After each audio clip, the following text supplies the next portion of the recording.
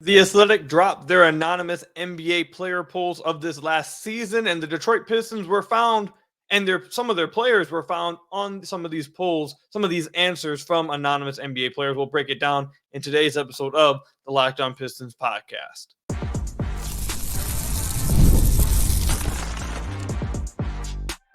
You are Locked On Pistons, your daily Detroit Pistons podcast, part of the Locked On Podcast Network. Your team every day. What's the deal? Welcome back to another episode of the Locked On Pistons podcast. Per usual, I'm your host, Kuka Hill. You can find me over on Twitter at Kuka Hill. I want to thank you guys for making Locked On Pistons your first listen of every single day. We're free to available on all your podcast platforms. If you haven't already, head to the YouTube channel at Locked On Pistons. Hit that subscribe button or leave us a 5-star review on whatever podcast platform you're listening to this on. That's another great way to support the podcast. And today's episode is brought to you by FanDuel. Make every moment more. Right now, new customers get $150 in bonus bets guaranteed. That's $150 win or lose. Visit FanDuel.com/lockedon today to get started. Later on, we'll review the seasons of Jalen Duren and James Wiseman. But we're going to start off this episode going over one of my favorite articles or polls of the NBA season. Every year when we get these anonymous NBA player polls where obviously they have NBA players vote on random questions, get some honesty from NBA players is one of my favorite points of the season. And obviously we go throughout the article and we go throughout the polls and see if any of them intertwine with the Detroit Pistons anyway. And some of these do. The first place I want to go with it is a bad note, and I'm going to go ahead and spoil this for you guys. There's not many Piston appearances on here that's in a good light. But first one I want to go to, they're asked, there's 129 players, and they get asked, what's your least favorite arena to play in? And Little Caesars Arena is by far number one for them. It's at 16.2%. Next closest is Charlotte's Arena at 10%. So more than 6% favorite for the Little Caesars Arena, be the least favorite arena to play at. One of the players said there's no fans, no atmosphere at the moment. Another player said it's very open. It's got to be packed out for it to stand out, and that's just not what it is. It's pretty depressing to see. Obviously, the Pistons being on a terrible losing streak and not winning any basketball games really over the last 5 years, not being of any relevance over the last 5 years. Really, if you want to go even farther than that, haven't really been that relevant since 2009, 2008, since they made the trade with Chauncey and Allen Iverson. They've had 2 playoff appearances since then, no playoff wins, obviously no playoff series wins. It's been a rough time for Pistons fans. But even in that 2018-19 season, I'd say was the last positive year for Pistons fans. Fans came out and showed out. And I thought that was a really cool environment. And I thought, especially in the playoffs, it was a crazy loud, crazy energetic environment. But that's just not the case this year. And not only do opposing players feel it, current players feel it. Like everyone who walks into Little Caesars Arena sees it. Like at the games that I was at, it would literally take until like 20 minutes into the game until the arena even looked like there were any kind of people there. Like the first quarter would go by and it would look completely empty at Little Caesars Arena. And again, you can't blame fans. Why should fans want to come out and support this product? Why should fans come out and want to, see what is on this floor or what is on the court? It's not a good product to see. And one of the things that really stood out to me, and then we'll move on to the next poll, is usually when the Pistons play against wherever you live in Chicago, LA, wherever you live, if that team is bad, usually when the other great teams come to town, the arena will pack up, right? Because you want to see the Jokic's, the LeBrons, the Currys, it'll pack up for those. I don't really feel like it packed up for those either at Little Caesars Arena. I think Pistons fans, for good reason, like I said, were just completely and utterly checked out this year. And most part checked out the last 5 years when it comes to coming out to the games and really showing it packed out. I don't think it's anything to do with the arena structure or the design or anything like that. I think Little Caesars Arena is really dope, but as an actual arena. But again, the energy is absolutely not there for the entire season because the Pistons haven't given any fans any reason to show energy. So I just think it's tough that the Pistons, again, they're the worst team in the NBA, and then also they're showing up on here, least favorite arena to play in. I have to assume that doesn't help when it comes to recruiting free agents or recruiting players that want to come play for you. They come to the arena, they come to Detroit, and they see it's just a lousy environment. It's not a lot of energy. Why would I want to go play there? Why, fans aren't really going to support, like, I'm sure that's how they're feeling. So, like, it's tough to see that. I think that one really hits hard, and it's a tough one to see. The next one, this one had 77 votes casted. Which current coach, aside from your own, would you least want to play for? Now, by far, Tom Thibodeau won this one. I get it. He plays guys 600 minutes a game. But coming in third place was Monty Williams, which is interesting. The reason why I wanted to bring this up is this, because obviously Monty is at risk of losing his job this offseason. And Corey Woods just dropped an article. Let me pull it up. I should have had it already pulled up for you guys, but let me go ahead and pull it up. Corey Woods of M Live, Detroit Pistons beat writer at M Live, dropped an article talking about Monty Williams and a Western Conference player or a Western Conference coach, a former Western Conference coach, spoke on Monty Williams. And one of the quotes in here is, quote, "Monty's act wears thin on players over time. He doesn't ease up. Players like him at first, but his act will grow tired," end quote. Yeah, I think this kind of speaks to, some of the concern with bringing back Monty Williams next year. Some of the concerns this past year with Monty Williams. And I wanted to add on to this. I have heard from people, some people in Phoenix. I've heard from some people across the league. And I have not heard very many positive things about Monty Williams, outside of the fact that obviously, like I've said, as a person, he's a good man, all that stuff. Like, that's not really what's being talked about here. I have not heard over the last 12 months. And even, now that we've reached the offseason this year, I think I feel comfortable saying this now. Even last offseason, after they hired Monty, I was not hearing, let's just say, very many positive things. I've reached out to some people across the league, some people that I know. I talked to some people that have, are able to talk to some people across the league. Even last year when they hired Monty, there was a lot of questioning going on after they hired Monty from some of the people I've talked to. And that's a bit, this kind of lends its hand to that, I think this should be something, obviously, that the Pistons should take into account when they are deciding, and whoever their president of basketball operations are or becomes takes into account when discussing whether Monty Williams should return next year. So there's that. And the only other one I really want to bring up is the Isaiah Stewart one. It was least NBA player that you would like to fight. And obviously Isaiah Stewart found himself on here. I thought that was just a funny one. James Johnson leads the way. I think I feel like James Johnson has been the leader in that, like, every year I've seen this poll. Steven Adams always pops up on here, even though Steven Adams doesn't ever strike me as someone who's trying to get into a fight. It says that he might be the strongest person in the league and people just don't want to mess with him. Like, he's a very good dude, never tries to really get into any scuffles. I don't feel like. It says he's just probably the strongest dude in the league, and you want to stay away from him. Isaiah Stewart, though, him popping up on here is pretty funny, seeing as he's went out. LeBron literally went after him, got suspended for fighting somebody or swinging on somebody behind the scenes. We've seen him get into it with multiple players. As soon as I saw Isaiah Stewart pop up on here, the first thing I thought of was I thought of that Draymond Green incident where Draymond and him kind of got tangled up, and Draymond turned around and saw his Isaiah Stewart, didn't really push forward, and then Stu grabbed his jersey, pulled him into his chest, just let him know, you want some smoke. And Draymond was kind of just like, I'm good.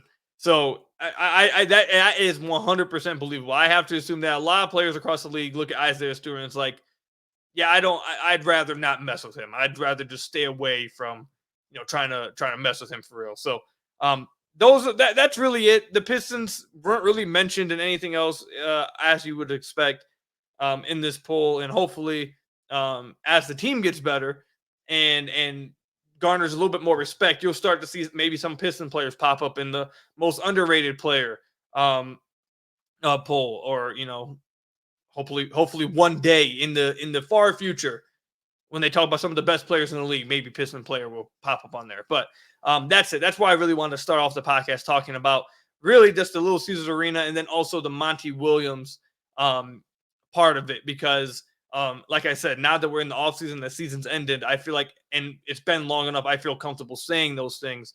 It should be something the Pistons should take into account when they're thinking about bringing back Monty Williams or firing him. Definitely should be something they think hard about. But that's all I've got with that. Let me know in the comment section down below how you guys felt, or over on Twitter, obviously, at Cougar Hill, how you guys felt about the athletic polls, talking about the arena, talking about Monty Williams, and also the fun one with Isaiah Stewart.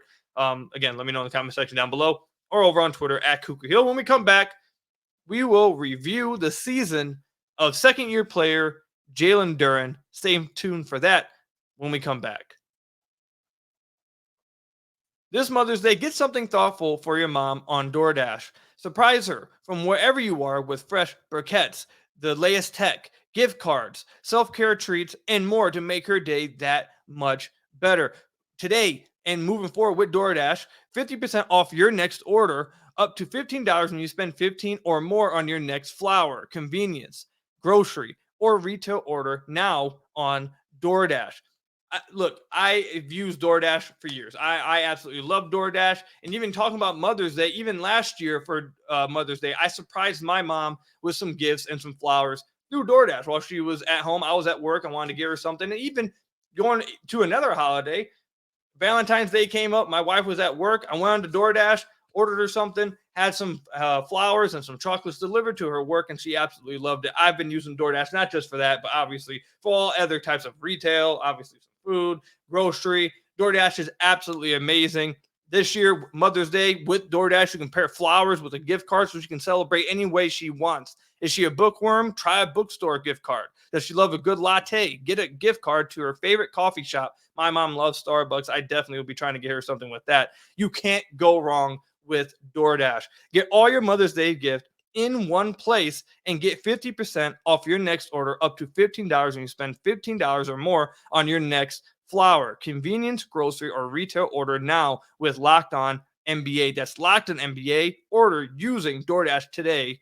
Terms apply. Then let me tell you about another one of our sponsors, Monopoly Go. I've been told I'm a competitive person, and I've been told this by friends. I've been told this from some of you guys. I've been told this from everyone throughout my life. And obviously, I think it's pretty true. I've been playing sports my whole life. I'm a very, very competitive person. I take everything competitively. Even when we're talking about Monopoly Go, I get super competitive with that as well. And I'm sure you've heard of it. It's been downloaded over 150 million times. It's a great twist on the famous game Monopoly, where you play on not one, but hundreds of Monopoly boards in crazy locations, building up amazing cities that bring you big money. But the best part is messing with my friends. I can charge them for rent on my iconic properties, just like classic Monopoly. But now I can also heist their vaults of riches for myself. And the leaderboards show me who the biggest Monopoly tycoon is at all times. But it's not just my competitive side that loves it. You can team up with your friends and people all around the world in time tournaments to earn huge rewards. So get in the game and join friends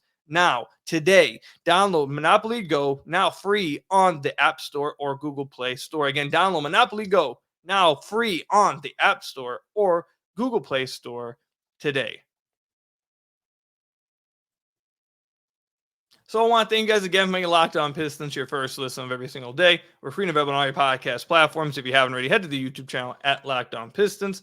Hit that subscribe button or leave us a 5-star review on whatever podcast platform you're listening to this on. That's another great way to support the podcast. So we're going to continue our player reviews with this season, obviously ending for the Detroit Pistons. We went over, I believe last episode, we went over Jane Ivey. We went over, who was the other one we went with Jane? I forget the other two, but we haven't done these two yet. We'll talk about Jalen Duren, and then we'll talk about James Wiseman. Why am I drawing a blank on who else we talked about last episode? It was Jaden Ivey, Marcus Sasser, and then something else. I forget. We might have only done those two, but either way, let's move on to this episode. Right off the bat, I something with Jalen Duren's season, and it's something that I heard from him at the exit interviews that I found like funny, but maybe Pistons fans won't find it as much funny in like an actual fun way, but funny as in like pain, make the pain stop kind of way. But when they were asking him questions at the exit interviews, one of the things he mentioned is that he felt like after the team started off with a hot start, he called it, things just faded away, and he felt like maybe injuries contributed to that, and losing belief or whatever. But the fact that he was referencing the Pistons start as a hot start, I thought was kind of funny. Because I think what he's referencing is the 2-1 start, where they start off 2-1. The NBA season is 82 games long. He was referencing 3 games. Like, that's where the Pistons are at, that having a 2-1 record felt so good, not just in the fan base, but to the roster, to the guys. I've heard fans reference that start to the season, like what happened after that. But usually, like, again, it's 82 game season. You don't think players are like, oh, that 2-1 start, that we really hold on to that. Like, we remember that very clearly. It feels like they do, especially Jalen Duren.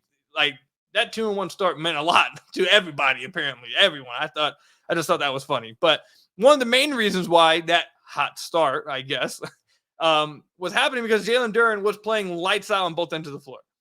To start the year, the first 3 games of the year, it looked like through 3 games. Now, that obviously is an insanely small sample size, but just through 3 games, it looked like, holy crap, Jalen Duren has made this leap defensively, and the Pistons could actually be really good. Through the first 3 games, he had 4 blocks, 2 blocks, 2 blocks. He had 2 steals through 3 games, and he was dominating in those 3 games. Remember, going all the way back to the beginning of the year, when I recorded an episode after the Bulls win, I said, yes, I think Cade is the best player on the team, but I think the biggest reason why the Pistons are 2-1 is because of Jalen Duren. He was absolutely fantastic through 3 games. Fantastic, dominating. And then his first ankle injury came. And he went on to miss 1 game, 2 games, 3 games, 4 games, 5 games, 6 games, 7 games, 7 of his next 10 games available for the Detroit Pistons. He missed 7 of those games. Then he tried to come back and play again through it. He only was able to play 6 games before he then missed another 1, 2, 3, 4, 5, 6, 7, 8 games. Then he came back again. And during this stretch, he tweaked his ankle a few times again and continued to play through it, but he had tweaked it multiple times. And then by the end of the year, he did find himself missing again 1, 2, 3 games. And in March, he found himself missing 1, 2, 3 more games in April. So I think that's why I wanted to start with Jalen Duren, because we'll talk about like his overall season, but this is a season review. So I want to touch on the most important parts I feel like from his season.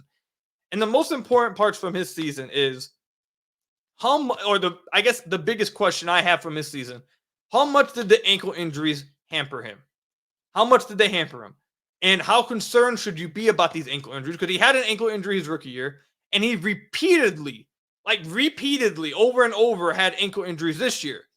And he tried to play through it, and he did not look the same that he did in the first 3 games. Now, the question you have to ask, and I think a lot of people probably would say it's an easy answer to this question because it's such an insanely small sample size. Did we not see the same? Because after the first 3 games, he was straight up just atrocious defensively. Like I'm not even like the fall off from those 3 games to what he was the rest of the year was like the Grand Canyon type of drop off. Like he was atrocious defensively the rest of the year.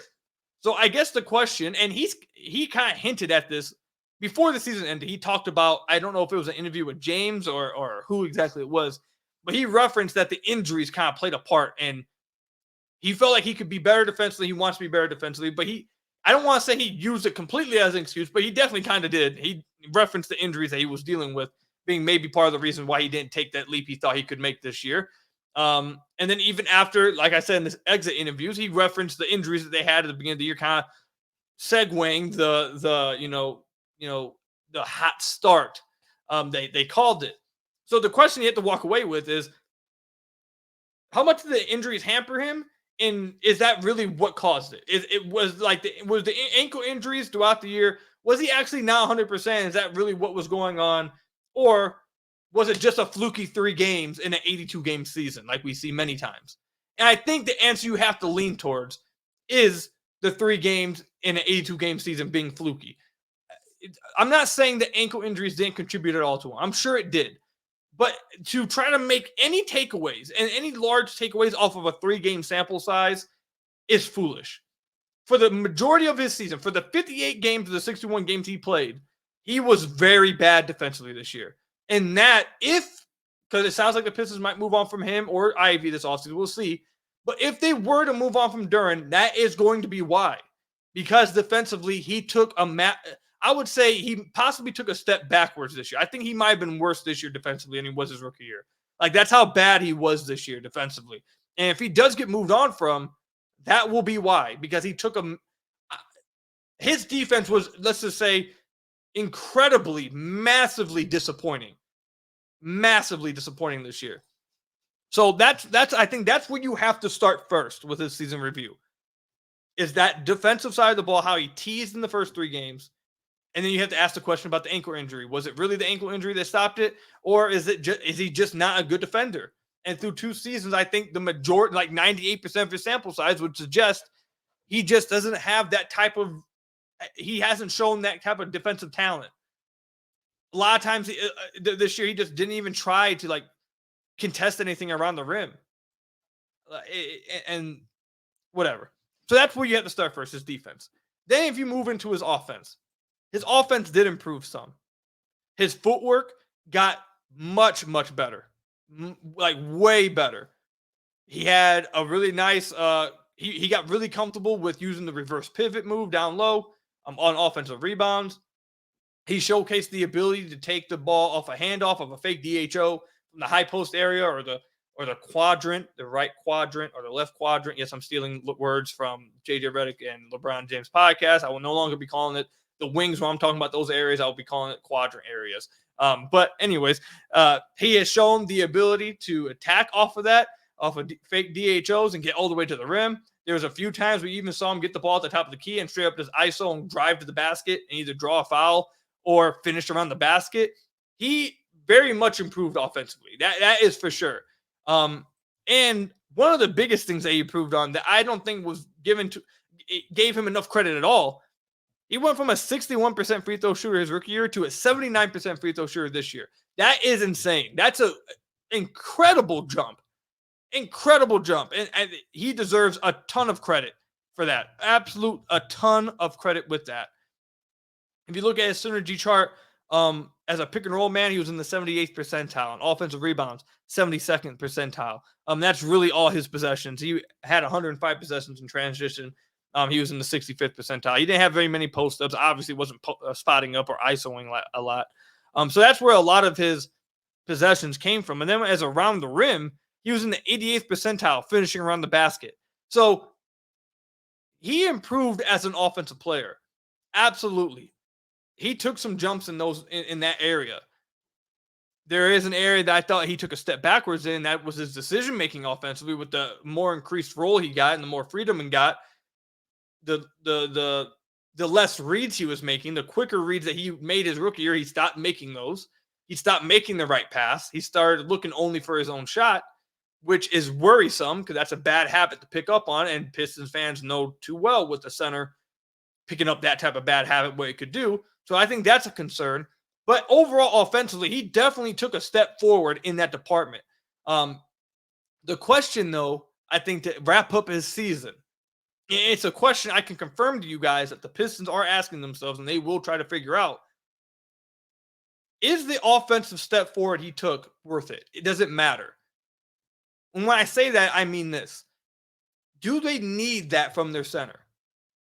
Do you need your center to be able to do all that stuff? Or will your team be better if your center did not do all that extra driving to the rim stuff, just set screens and was a lob threat and finisher on the rim, but then also was a great defender? I think at the end of the day, most people would side. I think a lot of us would side on the side of, yeah, get a guy at the center position who maybe doesn't do as much with the ball in his hands, but is a great defender and can finish around the rim and be a lob threat. I think that's where a lot of people would side. So if that is the place you side at, and I think that's what the Pistons are going to side on, I think that's where they're at right now. The next question you have to present yourself is, do you believe Jalen Duren can get there? Can Jalen Duren, with his improvement offensively, improve the same way defensively in enough time to make an impact for this team. If you believe so, he'll probably be on the team next year. If you don't believe so, I think there's a higher chance that he is traded this offseason and replaced. These are the questions that you are asking yourself after this season from Jalen Duren. Overall, I'd give Jalen Duren's season like a C+, B-, because the offensive improvements were legit. The free throw percentage improvement is absolutely legit.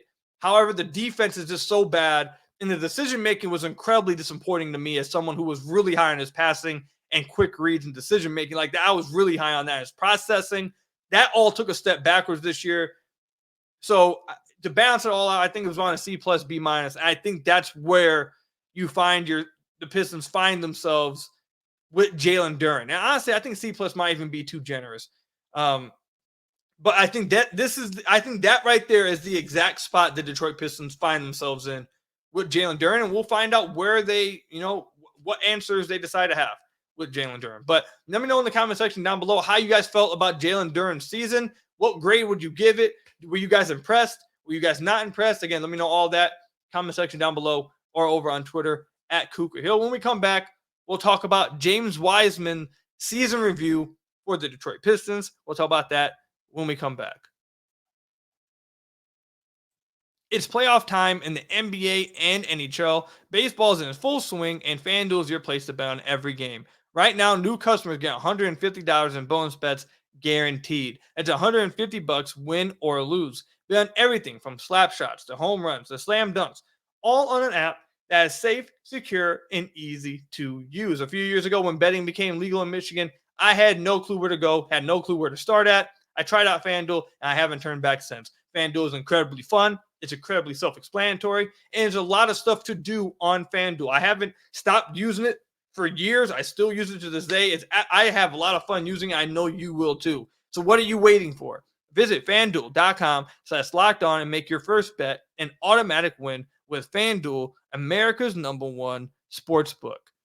This episode is brought to you by BetterHelp. Give online therapy a try at BetterHelp.com/LockedOnNBA and get on your way to being your best self. Sometimes we all need the opportunity to get something off of our chest, whether it be big, whether it be small. Certain things can really start to get to you. It's important to let that out, especially to someone who's unbiased in your life, rather than let it all build up inside instead of talking with somebody. So today I want to tell you guys how I really feel about something. You might even be thinking the same thing this week. The Pistons absolutely drove me crazy this year. And I use this podcast as a way to vent out. But not everyone is dealing with, let's just be honest, dealing with your favorite team or a team you cover isn't the biggest deal in the world. There's so many things going on in the world, and so many people have bigger issues than whether the Pistons decide not to be the worst team in the NBA every year. And for those things, BetterHelp is the best place to give a try at if you're thinking of starting therapy. It's entirely online, designed to be flexible and suited to your schedule. Visit BetterHelp.com/LockedOnNBA to get 10% off your first month. Again, it's entirely online. It's incredibly flexible. If you don't vibe with the therapist you get online, you can switch just like that. Again, all online. Visit BetterHelp.com/LockedOnNBA. That's BetterHelp, HELP.com/LockedOnNBA to get 10% off your first month with BetterHelp. So I want to thank you guys again for making Locked On Pistons your first listen of every single day. We are free and available on all your podcast platforms. If you haven't already, head to the YouTube channel at Locked On Pistons, hit that subscribe button, or leave us a 5-star review on whatever podcast platform you're listening to this on. That's another great way to support the podcast. So to wrap up the podcast, I want to review James Wiseman's season. Since we talked about Jalen Duren, I thought we could just go ahead and knock out the next big man on the team, and James Wiseman. And James Wiseman is a very polarizing player. Not just in the Pistons fan base, basically whatever team James Wiseman will go to, he is going to be a polarizing player because his fan base is absolutely rabid. He has an insane stan base that thinks he is the next Kareem Abdul-Jabbar, and anything said about him, it reaches them, and they swarm like a bunch of roaches. It's crazy. It's absolutely insane. I've never seen anything like it for a player of James Wiseman's caliber. So I'm completely ready for these comments to reach like 400 comments. With that said, ignoring all of them and actually talking about James Wiseman himself, James Wiseman got better this year. He did. James Wiseman is a better basketball player. I'm recording this on the 23rd of April. He is a better basketball player on April 23rd, 2024 than he was in October of 2023. There is no doubt about that. He got better this year, and he should be happy about that. However, the question that needs to be asked about James Wiseman, and I think the Pistons have probably decided, I don't expect James Wiseman to be back on the team next year. I think he'll get it. I think he'll be on a team next year, but not the Pistons. I don't think he's like going out the NBA.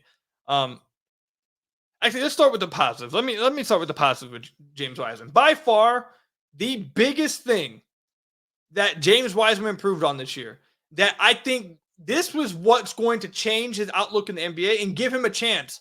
If he want, because I know he had an article midway through the year, and this is the thing: James Wiseman is a great person. Like, he works incredibly hard. He wants to get better. Like, this is a young man. This is basically a kid in NBA terms. He's younger than me, which is like craziness. I can't believe how old I'm getting. But anyways, a great person, great hard, like really hard worker. Okay.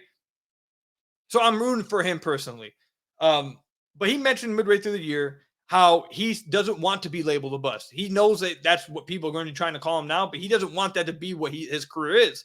He wants to work hard enough to get out of that kind of territory. So I'm rooting for him. And the biggest leap he took in making that true is improving with his processing of the game and playing the right way.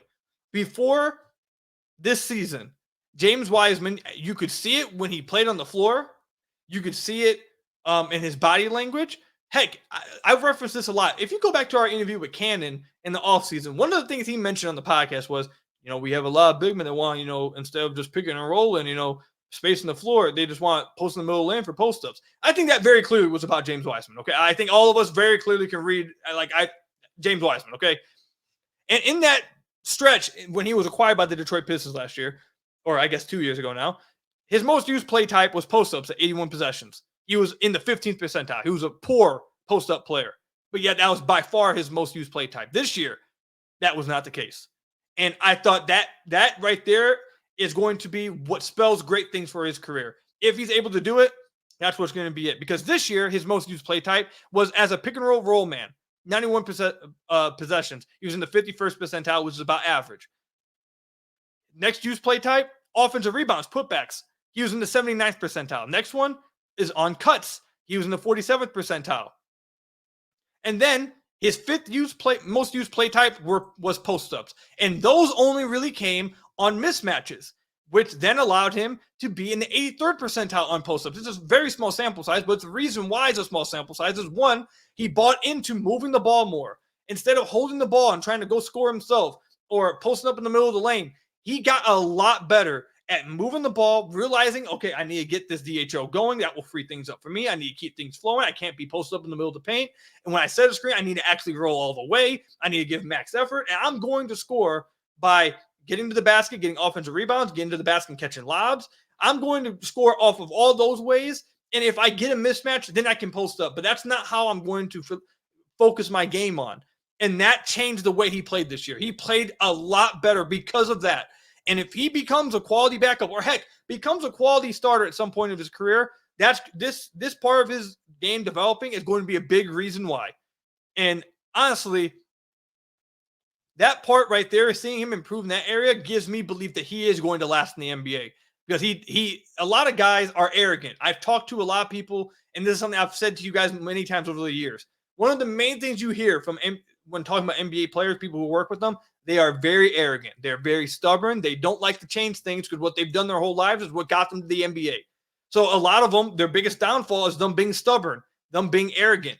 And James Wiseman not being stubborn, not being arrogant, acknowledging this part of his game has to change if he wants to last in the league, I think is what's going to keep him around the league. So I want to say that as a positive right off the bat. I think that really is the biggest development of his season. And also, I do think he got a little bit better defensively.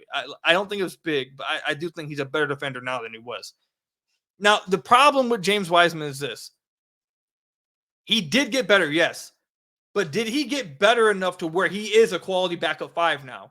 I don't know if I would say that yet. Now, did he play good enough to get another contract? 100%. Do I think he's going to get one? Yes. I do think a team's going to give him a chance to get real minutes as a backup five. I don't know if he's going to get starting 5 minutes anymore unless he goes like Washington when they're like blowing it up or something. But that's the question. That's why the Pistons are probably going to move on from him this offseason. Maybe not a question. That's why I think the Pistons are going to move on from him. Because, yes, he did get better, but he didn't get better to a point where you probably feel comfortable about him being your backup 5 trying to win games. Now, does that mean he can't get there? Does that mean he's not on his way to that after the improvements he did this year? No. But he's not there yet, so he's probably not going to last in this Pistons team because they have an urgency to win right now. But I do think he got better. I do love the progression he made in processing and playing the right way offensively. And I think that's going to get him a contract with another team. And I think that's going to help him prolong his career and give him a chance to achieve the goal he set out for himself midway through the year of really shedding that bust label. And I hope he does. I'm rooting for him. And I really did like to see his progression this year. And like I said, really good personality, hard worker, and a great kid. He's a good kid. So rooting for him. I'm happy for the progression he made this year. So that's all I've got for you guys today. Let me know in the comment section down below how you guys feel about James Wiseman's season and all we talked about in today's episode. Again, in the comment section down below or over on Twitter at KukaHill. That's all I've got for you guys today. Thank you guys for making Locked On Pistons your first listen every single day. If you're available on all your podcast platforms, hit that subscribe button to the YouTube channel. Leave us a 5-star review, whatever podcast platform you're listening to this on. And until next time, I'll see you guys later. Stay safe out there. And until next time, peace out.